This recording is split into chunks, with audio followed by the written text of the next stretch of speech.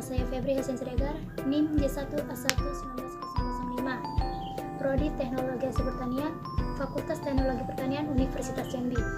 Dalam video kali ini, saya akan membahas mengenai dua hal. Yang pertama, penggunaan teknologi dalam memajukan peradaban menurut pandangan Islam. Yang kedua, konsep akhlak dan adab dan pengaruhnya terhadap peradaban manusia.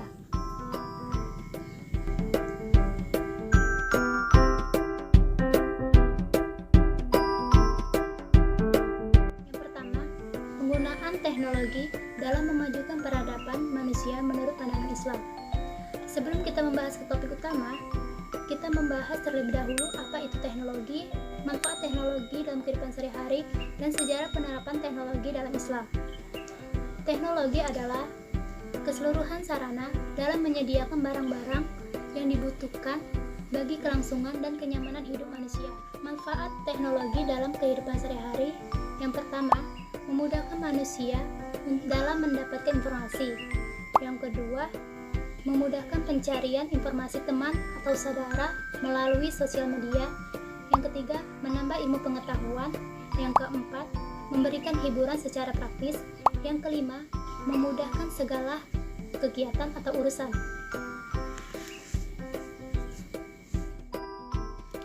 Sejarah penerapan teknologi dalam Islam, yaitu pada abad ke-8 sampai abad ke-13, Islam pernah berjaya dalam bidang ilmu pengetahuan dan teknologi. Misalnya, di bidang astronomi. Di bidang astronomi, ada Al-Batn yang menghasilkan tabel-tabel astronomi yang akurat pada sekitar tahun 900 Masehi. Yang kedua, di bidang kedokteran. Di bidang kedokteran, ada Abu Bakar Muhammad bin Zakaria Al-Razi. Dalam Islam sendiri, Al-Quran tidak pernah mengekang umatnya untuk maju modern. Justru, Islam sangat mendukung kemajuan umatnya untuk melakukan penelitian dan bereksperimen dalam bidang apapun, termasuk dalam bidang teknologi. Bagi Islam, teknologi merupakan bagian dari ayat-ayat Allah yang perlu kita gali dan kita cari kebenarannya. Firman Allah Subhanahu wa Ta'ala, yaitu Quran surat Ali Imran ayat 190 sampai 191, yang artinya, sesungguhnya dalam penciptaan langit dan bumi dan silih bergantinya siang dan malam terdapat tanda-tanda bagi orang-orang yang berakal, yaitu orang-orang yang mengingat Allah sambil berdiri atau duduk atau keadaan berbaring, dan mereka memikirkan tentang penciptaan langit dan bumi seraya berkata, ya Tuhan kami, tidaklah Engkau menciptakan ini dengan sia-sia. Maha suci Engkau, maka peliharalah kami dari siksa api neraka. Ayat-ayat tersebut menjelaskan bahwa semua yang ada di langit dan bumi yang misteri ini dapat kita mencari tahu kebenarannya dengan melakukan penelitian-penelitian yang kita lakukan. Dengan kita sebagai umat Islam melakukan penelitian tersebut diharapkan dapat membantu kita dalam mencari kemudahan hidup baik di dunia maupun di akhirat dalam bidang apapun, termasuk bidang teknologi. Selain banyak dimuat tentang pentingnya pengembangan sains, Al-Quran juga dapat dijadikan sebagai inspirasi ilmu dan pengembangan wawasan berpikir, sehingga mampu menciptakan sesuatu yang baru dalam kehidupan. Hanya saja, untuk menemukan hal tersebut dibutuhkan kemampuan untuk menggalinya secara lebih mendalam, agar potensi alamiah yang diberikan Tuhan dapat memberikan kemaslahatan sepenuhnya bagi keselarasan alam dan manusia. Kemajuan teknologi modern yang begitu pesat telah memasyarakatkan produk-produk teknologi canggih seperti radio, televisi, internet, alat-alat komunikasi, dan barang-barang mewah lainnya, serta menawarkan aneka jenis hiburan bagi tiap orang tua, kaum muda, ataupun anak-anak. Namun tentunya, alat-alat itu tidak bertanggung jawab atas apa yang diakibatkannya. Justru di atas pundak manusianya lah terletak semua tanggung jawab itu. Sebab adanya berbagai media informasi dan alat-alat canggih yang dimiliki dunia saat ini dapat berbuat apa saja, kiranya faktor manusianya lah yang menentukan operasionalnya. ada kalanya menjadi manfaat, yaitu manakala manusia menggunakan dengan baik dan tepat. Tetapi dapat pula mendatangkan dosa dan malapetaka manakala manusia menggunakannya untuk mengumbar hawa nafsu dan kesenangan semata. Maka dari itu, sains dan teknologi merupakan madadia am, yaitu benda yang tidak ada sangkut pautnya dengan hat lara. Sebagaimana madadia itu sendiri merupakan bentuk-bentuk fisik berupa benda-benda yang terindra dan digunakan dalam kehidupan yang meliputi seluruh aktivitas kehidupan. Maka dengan ini jelas sudah bahwa produk dari sains dan teknologi dalam pandangan Islam itu boleh atau mubah. Tetapi ingat bahwasanya ada madaniyah yang bersifat khas seperti patung, salib, bintang, David, dan lain-lain. Itu merupakan hasil karya atau hasil dari hat lara selain Islam. Maka menggunakannya adalah suatu kemaksiatan dan hukumnya itu haram. Jadi, kesimpulan tentang pandangan Islam terhadap teknologi saat ini merupakan sebuah hal yang lumrah yang sudah ada pada masa-masa dahulu. Dan memang Islam mengajarkan kita sebagai umatnya untuk selalu mencari tahu kebenaran yang ada di dunia ini sesuai dengan syariat Islam. Dan Islam tidak pernah menutup diri untuk menerima modernisasi dari sebuah perkembangan zaman. Sehingga adanya perkembangan teknologi yang pesat saat ini merupakan hal yang wajar yang dapat kita terima sebagai umat Islam, selama masih sesuai dengan ajaran-ajaran Islam yang berlaku.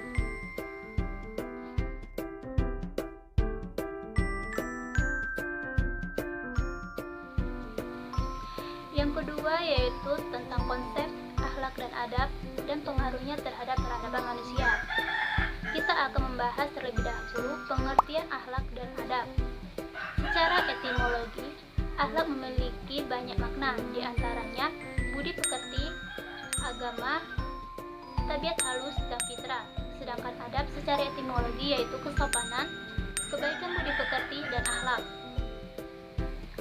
Akhlak dan adab itu berbeda karena yang pertama, akhlak adalah sesuatu yang muncul dari tabiat manusia seperti sifat malu.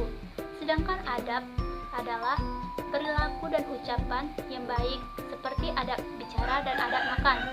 Yang kedua, adab pasti akhlak, tetapi akhlak belum tentu adab. Sebab adab meliputi perilaku yang baik, sedangkan akhlak meliputi dua hal, yaitu akhlak baik dan akhlak buruk. Allah Subhanahu wa Ta'ala mewajibkan kita untuk berakhlakul karimah dan beradab dengan baik.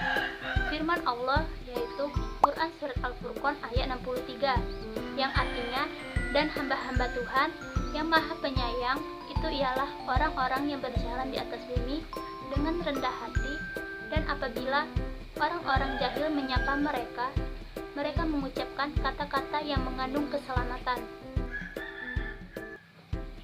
Akhlak dibagi menjadi dua. Yang pertama yaitu akhlak terpuji, yang kedua yaitu akhlak tercela.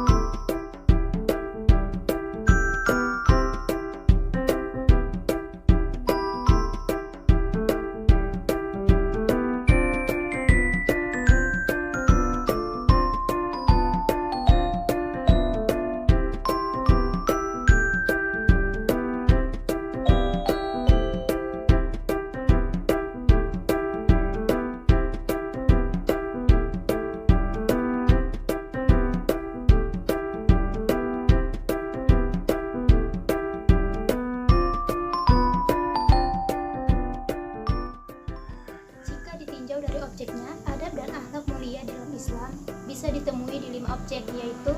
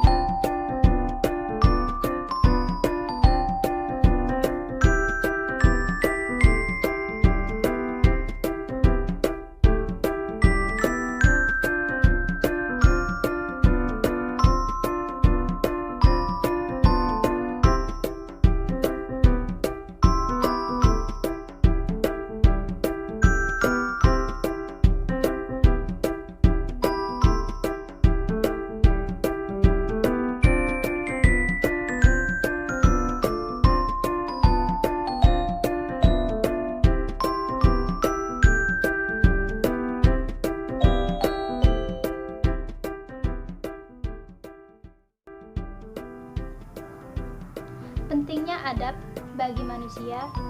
Menurut Al-Atas, terserapnya adab dalam diri akan melahirkan manusia yang beradab. Seterusnya, akan melahirkan kepemimpinan yang adil dalam menempatkan segala sesuatu pada tempat yang benar. Selanjutnya, ia akan senantiasa berusaha memperbaiki setiap aspek dirinya, masyarakatnya, dan negaranya.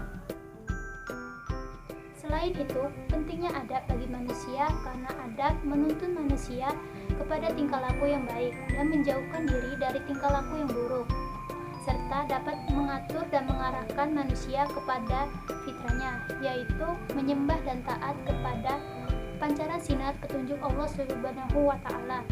Dengan adab yang benar, niscaya manusia dapat menyelamatkan dirinya dari pikiran-pikiran dan perbuatan-perbuatan yang keliru lagi menyesatkan. Dari itu pula, pemahaman yang benar terhadap adab ini pula dapat menghaluskan budi pekerti seseorang, sehingga dapat dikatakan semakin tinggi ilmu seseorang, maka semakin tinggi budi pekertinya. Agar terhindar dari penyesalan atau kerugian. Oleh karena itu, agama sekali lagi mengingatkan kepada manusia agar tetap istiqomah dalam kebaikan dan senantiasa selalu menanamkan adab dalam diri. Karena sebagaimana diketahui bahwa barang siapa yang melakukan perbuatan tercela, menandakan hatinya juga tercela. Allah Subhanahu wa Ta'ala tidak menyukai orang yang hatinya buruk.